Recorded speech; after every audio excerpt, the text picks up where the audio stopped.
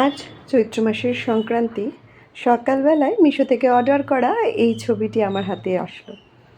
দারুণ মনটা খুশি হয়ে গেল। প্যাকেজিং ভীষণ ভালো, কিন্তু দাম অনুযায়ী কোয়ালিটি খুব একটা ভালো আসেনি।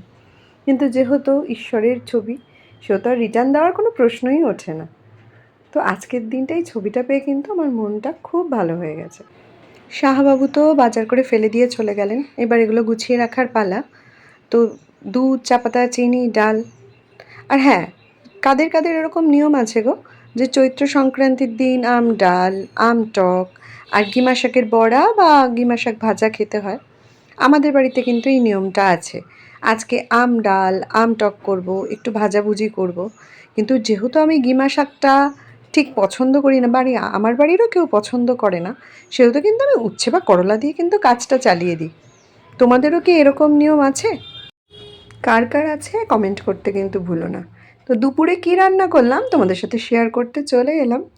রয়েছে গরম গরম ভাত, অনেকক্ষণ আগে হলেও কিন্তু এখন যেহেতু গরমকাল, ভাতটা গরমই রয়েছে।